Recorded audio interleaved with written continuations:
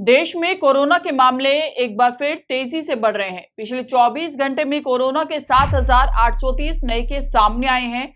बता दें, पिछले साल 1 सितंबर को एक दिन में 7,946 कोरोना के नए केस सामने आए थे, यानी नए मामले पिछले 223 दिनों में सबसे अधिक हैं।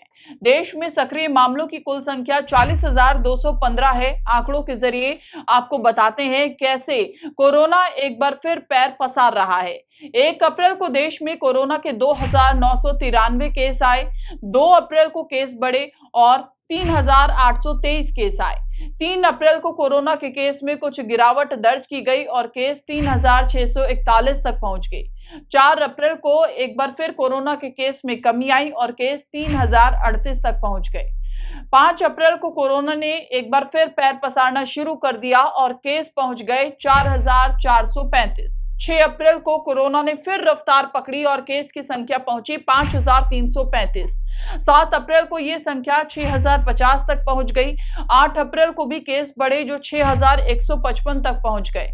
9 अप्रैल को 5,357 केस, तो वहीं 10 अप्रैल को 5,880 केस, 11 अप्रैल को 5,676 केस और आज 7,000 के पार। आंकड़ों से आप समझ रहे हैं कि कैसे कोरोना बढ़ रहा है।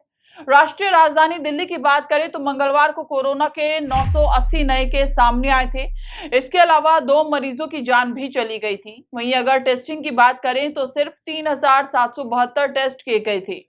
दिल्ली के अलावा महाराष्ट्र में कोरोना के मामले बड़ी तेजी से बढ़ रहे हैं। महाराष्ट्र में भी मंगलवार को 919 केस सामने आए थे और एक शख्स की मौत हो गई।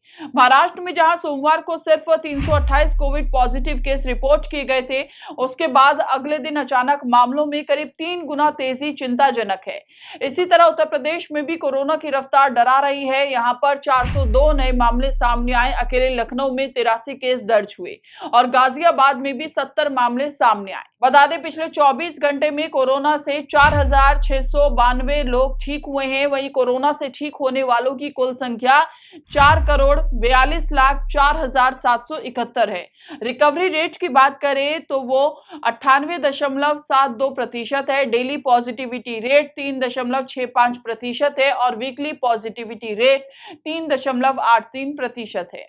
अब तक देश भर में वैक्सीन की टोटल 220 करोड़ 66 लाख खुराकें दी जा चुकी हैं।